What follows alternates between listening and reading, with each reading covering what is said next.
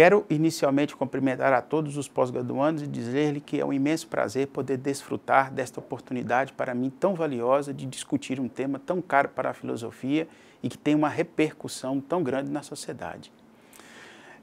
Um aviso se faz extremamente importante neste momento.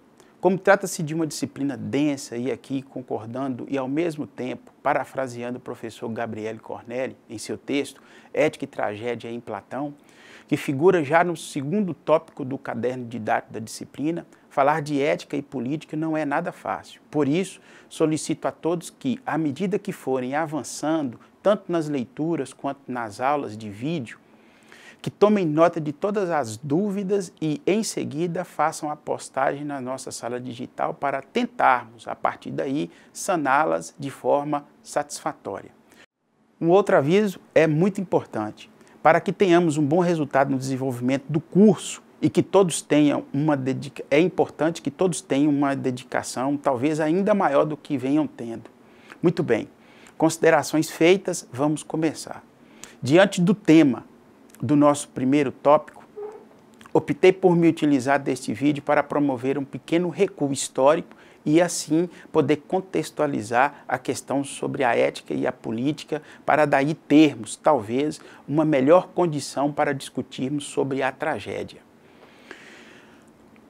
Todos nós sabemos que a filosofia teve seu marcante início com Tales, na cidade de Mileto, onde buscava entender de forma racional o funcionamento e ordenamento do cosmos.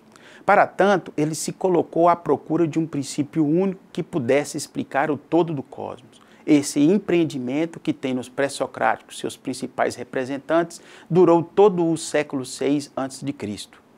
Ela se ocupou única e exclusivamente do cosmos, tendo o ser sendo observado e pensado dentro dessa estrutura.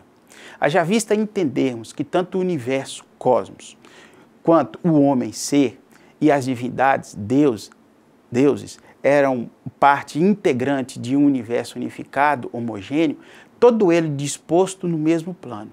Assim, podemos afirmar que houve um certo descuido por parte do pré-socrático com o ser do homem. Ele foi encoberto pela sombra do véu da natureza e isso não permitiu que fosse pensado sob o aspecto de uma natureza puramente específica. A consequência disso se deu posteriormente, não havendo a compreensão racional e científica sobre a areté humana, ou seja, a excelência humana. Houve uma grande dificuldade também por parte dos pré-socráticos em pensar e justificar as leis, as regras e as prescrições às quais o homem tenta conformar-se no seu agir. Que o homem é um integrante do cosmos, disso não se tem dúvidas. E que a natureza, tanto buscada por Tales, de certa maneira, explicava-o em certo sentido, disso também não se tem dúvidas. No entanto, esta explicação era imprecisa no que tange à sua essência. O homem era explicado pelos pré-socráticos sob um aspecto geral, como uma coisa ao lado de tantas outras coisas que compunham a natureza, como objeto em si e não como sujeito. É indubitável que na filosofia da natureza o homem não alcançaria o destaque merecido, até porque ela era uma filosofia da natureza. E com isso, a possibilidade de um lugar de destaque, de um lugar privilegiado, era injustificável e até certo ponto absurda. No entanto, cumpre destacarmos que, aos olhos do homem moderno, que se desdobrou bastante para a trajetória do sujeito moderno, para que a trajetória do sujeito moderno fosse pensada, essa posição se apresenta de maneira estranha. Sobretudo no que tange o retorno às origens do pensamento humano, que só tinham condições de pensar o elemento dentro de uma estrutura de unidade orgânica e nunca como uma multiplicidade desagregada e sem possíveis conexões. Enquanto o cosmos e os seus procedimentos se apresentam como uma imediata representação sensorial extensiva da unidade orgânica composta, o homem que se difere dessa estrutura, juntamente com seus procedimentos humanos, se apresenta em forma diferente e discrepante.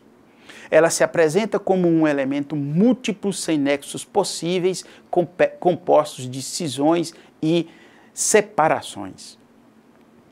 Se pensarmos sobre um aspecto histórico, o antecedente da cosmologia filosófica foi a teogonia, obra do poeta Hesíodo. O antecedente da filosofia moral, ou seja, da reflexão ética filosófica, foi expressa pelos poetas, mas também teve grande participação dos legisladores. Há, no entanto, a necessidade de pontuarmos de forma clara o que são as características da reflexão moral pré-filosófica e, com isso, tentarmos, pelo menos, compreendermos a diferença entre ela e a reflexão filosófica da moral, abordando com isso o sentido e o alcance da reflexão moral pré-filosófica na reflexão moral. Primeiro ponto: moralidade ou conduta moral. Todos os homens a possuem indistintamente, mesmo os primitivos e os selvagens. Não há dúvidas de que não podemos viver sem nos comportarmos de determinado modo, mesmo que eles sejam rudes ou primitivos. Segundo ponto, convicções morais. São uma herança espiritual de todos os homens. Se constituem, em primeiro lugar, no núcleo familiar, depois nos ambientes frequentados e, em geral, na sociedade em que se vive. O homem primitivo possui convicções morais, mesmo sendo rudes e informes. Por exemplo, à medida que se tem que respeitar e sabe que deve respeitar regras básicas de convivência com a família, com a tribo, com o inimigo, etc. No entanto, na medida em que há uma civilização desenvolvendo, mesmo que gradativamente, novas regras são acrescidas progressivamente ao patrimônio dessas convicções, explicitando-as e dando forma de máximas e preceitos para posteriormente ser repassado aos demais. Nesse ponto específico, há evidentemente uma necessidade de se pensar a relação transitória que se encontra dentro do contorno que envolve toda a tradição. Muito embora, no nível da pura convicção moral, a razão possa não intervir ou intervém em menor escala. Já que a imitação instintiva se basta a mímesis de exemplos ou de paradigmas de vida instintivamente colhida e bem nítida na reflexão moral, há a presença da razão. Tudo isso por não poder explicitar, determinar ou exprimir regras de vida, se não tivermos condições de raciocinarmos cada momento específico deste modo de vida. O terceiro aspecto diz respeito ao seguinte: no aspecto da filosofia moral, a razão vai além. Do particular, busca estabelecer não regras que valham para casos particulares, mas, em geral, busca estabelecer nexos e ligações universais e necessários. O móvel da filosofia moral é dado, naturalmente, pelas convicções morais correntes, assim como o móvel da filosofia do cosmos é dado por aquilo que nos é fornecido pelos sentidos e pela experiência. Mas esta submete tais convicções ao crivo crítico, questionando se são verdadeiras ou falsas, se são fundadas ou infundadas e, portanto, se são justificáveis ou injustificáveis. Assim como a filosofia do cosmos se constitui remetendo-se a vários fenômenos da natureza, a um único princípio constitutivo e, com isso, mostrando seus nexos, a filosofia moral irá se constituir remetendo-se às normas de vida do homem, a um princípio. Mas a que princípio? Esse princípio é nos oferecido pela essência do homem. No caso específico, essa essência diz-se, a partir da reflexão constituída por Sócrates em diante, a questão da virtude, né? Por isso, a condição para que existisse uma filosofia moral demandava a determinação de um modo orgânico e preciso da essência ou natureza humana, a fim de que essa mesma essência se diferenciasse, se mostrasse que medida se diferenciava das essências de todos os seres humanos. É com essa base que se pode pensar, pelo menos, o que vem a ser a aretera humana, ou seja, a excelência humana, que é o que permite realizar plenamente a natureza humana e o que faz o homem, né, ser plena e perfeitamente homem.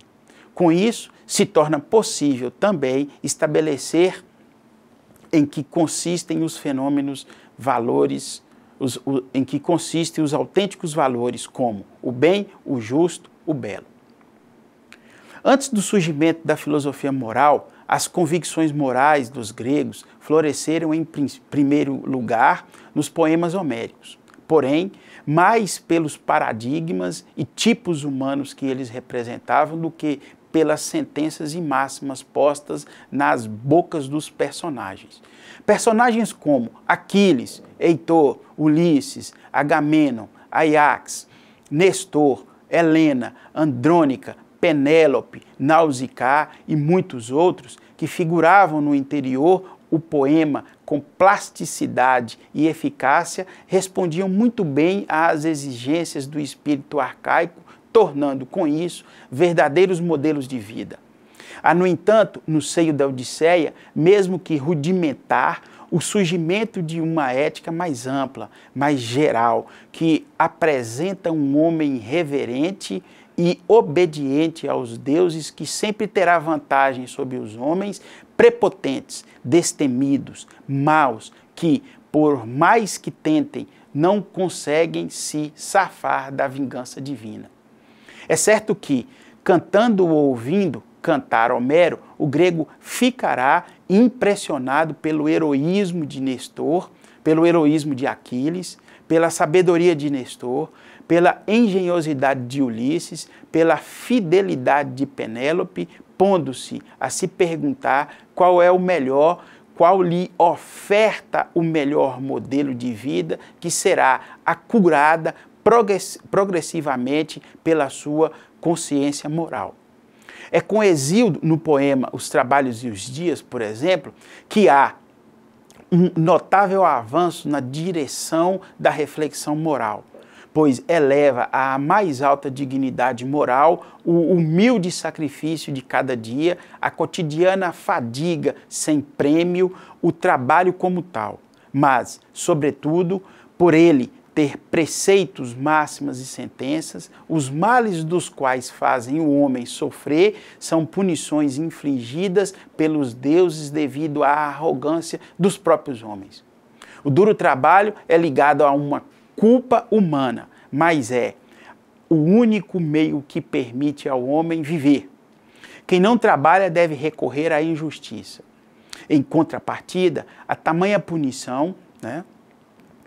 Hesíodo apresenta uma vida de virtude, muito embora também seja dura e difícil. Para tanto, recomenda parcimônia, moderação, prudência e benevolência, que são recomendadas através de sentenças ou a reflexão de caráter intuitivo. Assim, não são justificadas racionalmente, já que são motivadas pelo mito. Posteriormente, surge um refinamento da reflexão ética trazida à tona pelos poetas do século VII e pelos poetas gnômicos do século VI, como, por exemplo, Solon, Focílides e Teógenes. Da sentença proferida por estes poetas surge a norma da justa medida, do estado médio e da medida média como fundamento para uma vida sensata e feliz. Estas normas fundamentam a ética de Platão, de Aristóteles e toda a ética filosófica pós-aristotélica. No entanto, destacamos que, nos poetas, ela era cultivada e afirmada intuitivamente, Já com os filósofos, ela será justificada e fundamentada conceitualmente. Chegamos ao fim da nossa primeira videoaula, espero que tenham gostado e até a próxima.